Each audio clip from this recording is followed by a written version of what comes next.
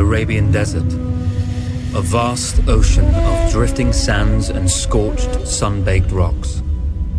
Beneath these endless dunes, oil, the lifeblood of our new mechanical century. For more than 400 years, the Ottoman Empire has ruled these lands, controlling all that's to be found here. But the Ottomans do not rule unopposed. Small bands of Bedouin rebels have united to overthrow the empire. They strike without warning and then vanish into the desert. Fighting alongside them is a lone British officer whose exploits have earned him wide renown. The world has taken to calling this man Lawrence of Arabia.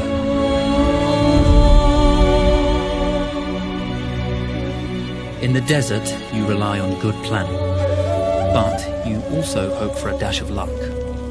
And luck was with us when we learned of a recently derailed Ottoman train carrying a most interesting piece of cargo.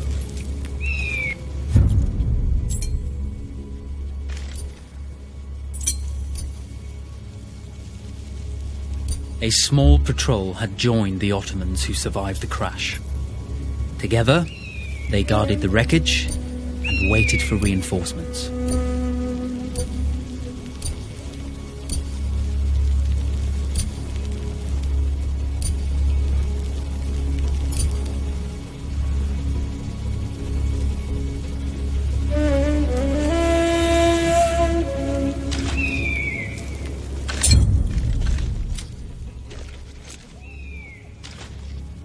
We strive to do what we think is right, and push through those who would stop us from achieving this, no matter the cost. Cry havoc and let slip the...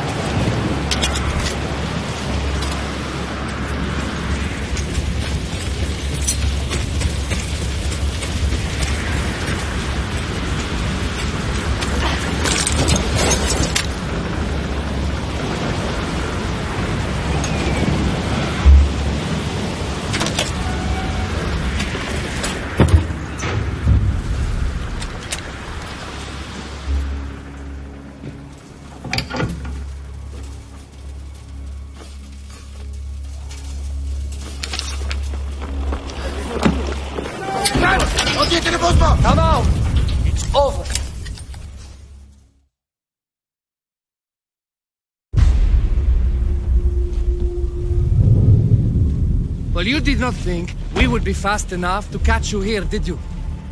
Lawrence of Arabia.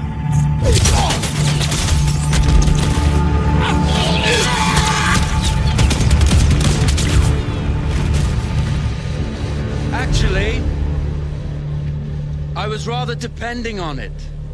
Lawrence. Well, this is very clever. Now the hunter becomes the hunted. So who might you be? How enchanting you are, my dear. I'll show you enchanting. If it weren't for you, I'd be free. Free, is it? You'll be free when you're dead. And I'm happy to tell you, the Empire intends to grant you all this freedom very soon. Even now, an engine of destruction scours this desert, obliterating your allies, your families, your homes. Soon there will be nowhere to run. Nowhere to hide. Soon all that you know, and all that you love, will be ashes. You will all be free to die. Oh. Ah, you animal! Zara!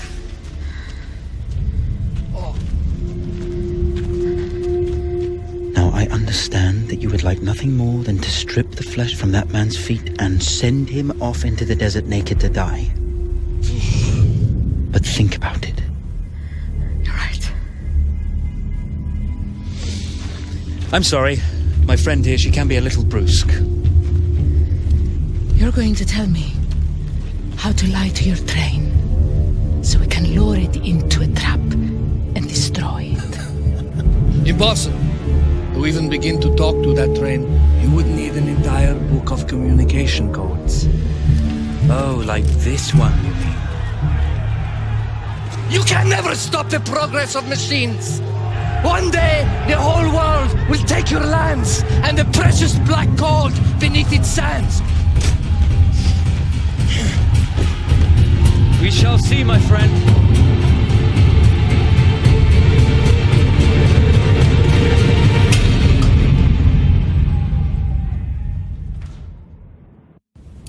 Of course, obtaining the codebook was not enough.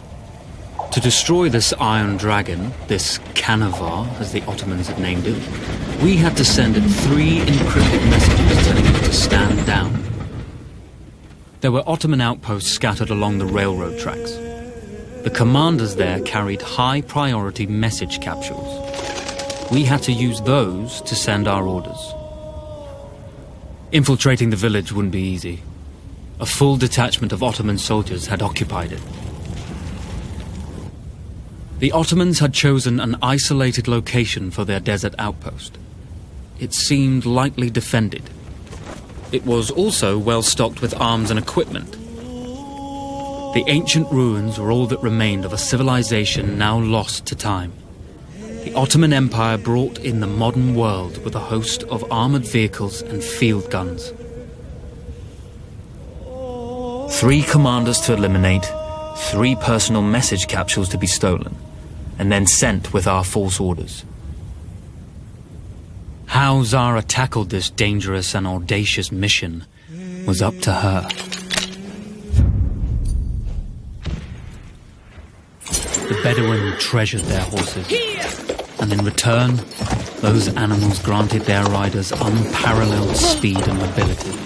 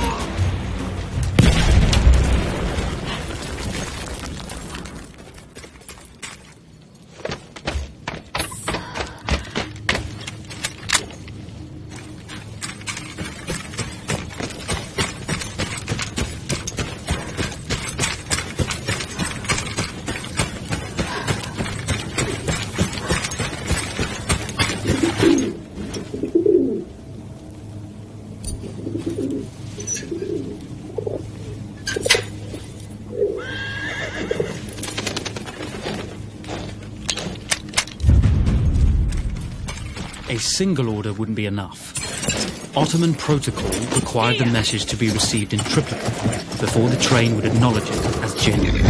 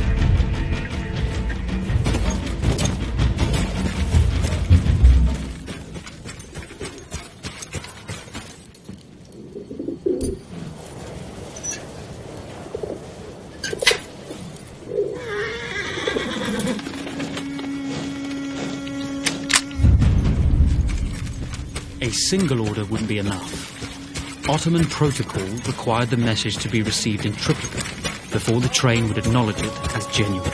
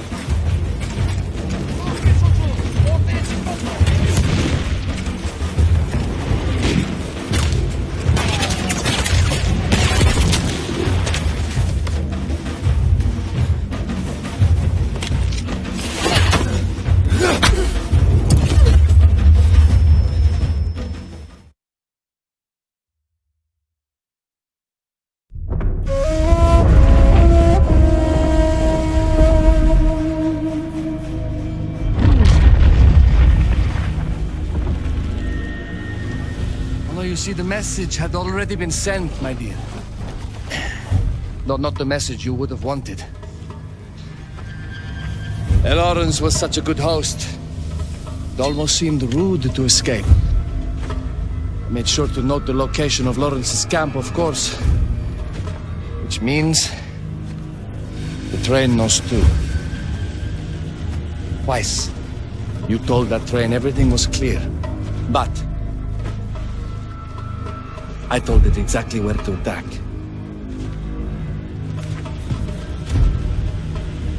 The beast has your scent, my dear. And it's coming to slaughter you and your little band of rebels. First, the firestorm from the cannon. Then, up close with the troops to slaughter any survivors.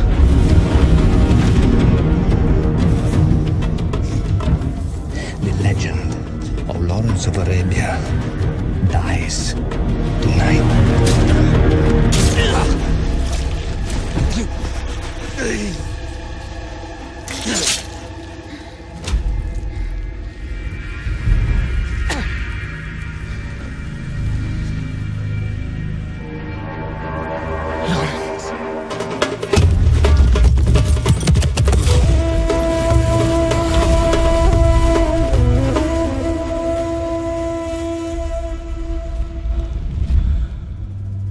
You slipped away just in time. Tilkitchi was a fool to think we'd ever stay after he escaped. The Carnival won't stop hunting us. No, it won't. Let me think. The train's coming a long way. So it'll have to stop to take on water. That's where we strike. Agreed. I'll deal with any sentries, then rig explosives on the track. Yes, and I'll rally our fighters. When I blow the lines, the train will be trapped. So when you hear the blast, you need to attack them with everything you have. It's good. But you know that there's a chance the men may not come. You may set off those explosives and find you're out there all alone. You know that. I guess I won't know either way until I set it off.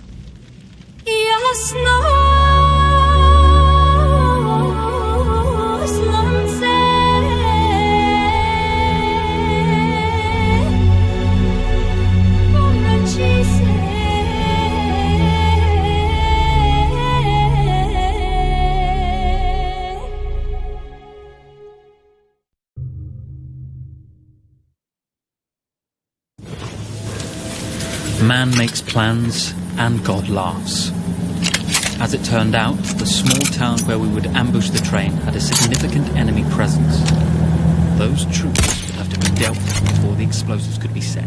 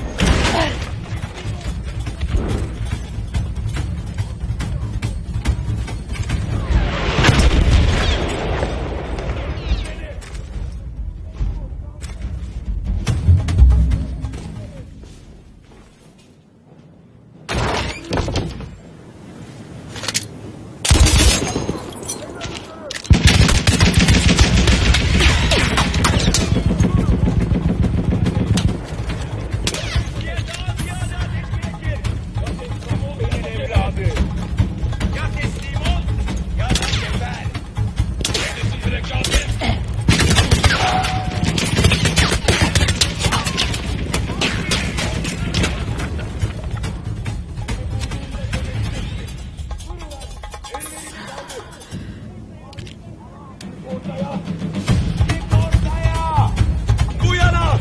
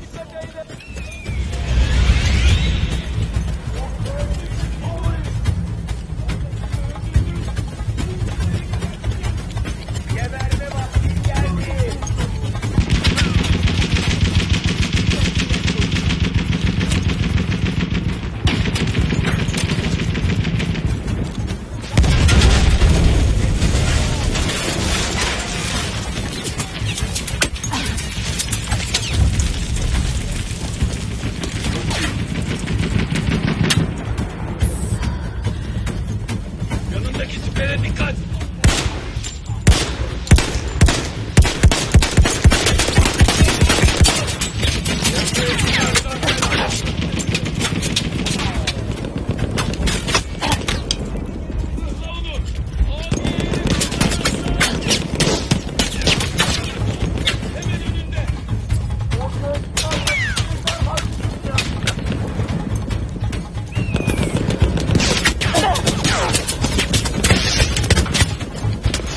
Once Zara secured the town, the trap could be set for the arriving train.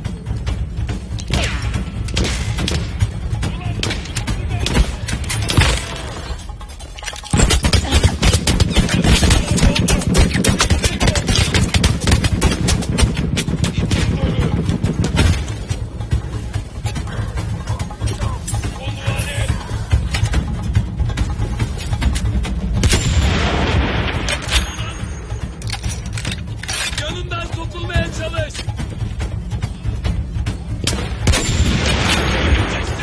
Teslim ol! Sular yok!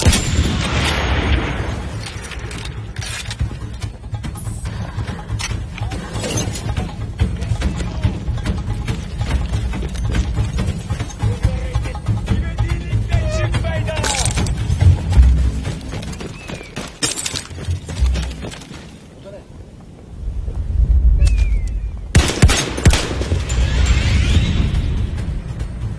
Once Zara secured the town, the trap could be set for the arriving train.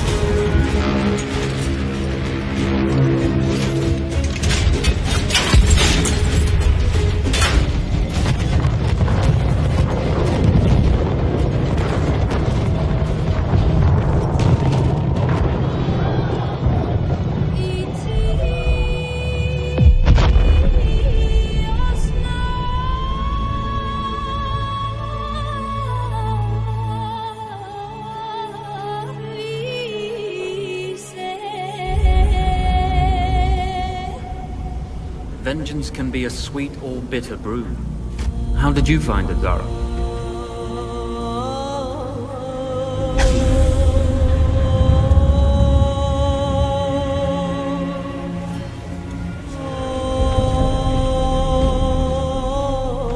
And you're right, we do need to think bigger, act bigger. Maybe even the Suez Canal.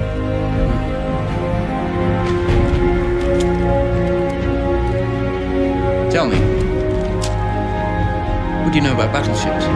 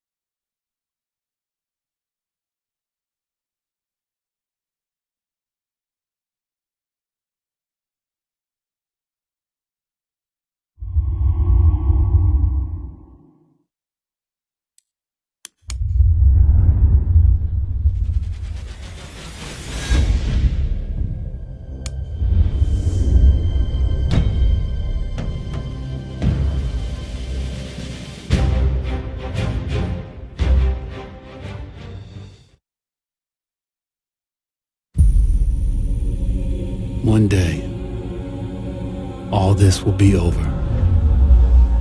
The war to end all wars will be won by one side or the other. The guns will rust, grass will grow, and there'll be nothing left of any of this. The land will heal itself, as everything does in the end. We'll be long gone by then, but maybe not forgotten. History only remembers 1 in 1,000 of us.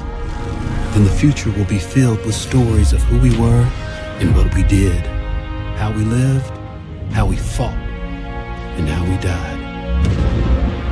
When this is all over and the war is won, they will remember us. But until that day comes, we will stand. We will look death in the eye. And we will fight.